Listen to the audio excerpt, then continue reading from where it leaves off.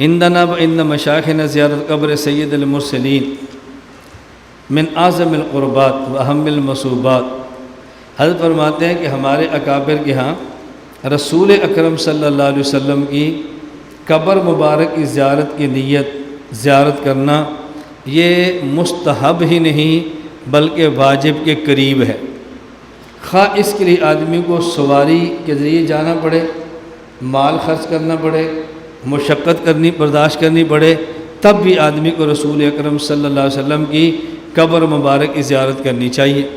اور ہمارے اکابر کا عقیدہ یہ ہے وَيَنْوِي وَقْتَ الْإِرْتِحَالَةِ زِيَارَتَهُ عَلَيْهِ أَلْفَ أَلْفِ تَحِيَّةٍ وَسَلَامٍ وَيَنْوِي مَعَهَا زِيَارَةَ مَسْجِدِهِ کہ جب جائیں تو نیت کریں حضور کی قبر کی زیارت کی اور ساتھ مسجد نبی کی نیت بھی کر لیں۔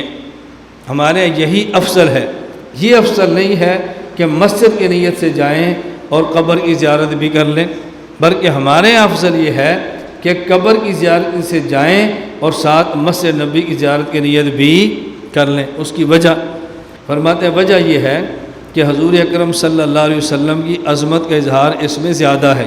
یہ دیکھیں ان یجرد النیت لزیارت قبرہ ثم یحصل له اذا قدم زیارت المسجد لأن فيه زیادت تعظیمہ و اجلالہ صلی اللہ علیہ وسلم ویوافق قولہ من جاءنی زائرا لا تحملہ حاجت الا زیارتی کان حقا علی ان اکون شفیعا لہ یوم القیامہ۔ حضور کی قبر کی نیت سے جائے ہی افضل ہے، اور جب وہاں پہنچے تو مسجد نبی کی زیارت بھی کر لیں۔ ایک تو اس میں نبی پاک صلی اللہ علیہ وسلم کی عظمت کا اظہار زیادہ ہے، نمبر دو اس کی تائید حدیث پاک سے ہو رہی ہے کہ حضور نے فرمایا جو میرے پاس آئے اور اس کا مقصد میری ہی زیارت ہو تو میں قیامت کے دن اس آدمی کی شفاعت کروں گا۔ اب دیکھیں مثال کے طور پہ میرا گھر سرگودا ہے، آپ نوشہرہ سے سرگودا جائیں اور مجھے ملے تو میں کہتا ہوں کیسے آئے؟ آپ کہتے ہیں جی سرگودا یہ کام تھا تو ہم نے سوچا آپ کو بھی مل لیں۔ میں خوش تو اب بھی ہوں گا لیکن کتنا خوش ہوں گا؟ بھئی آپ کیوں آئے؟ ہم جی سرگودا صرف آپ کو ملنے کے لیے آئے۔ اب میں کتنا خوش ہوں گا؟ میں اپنی مثال دے رہا ہوں، کسی بھی بندے کے پاس آپ جائیں فرق ہے یا نہیں؟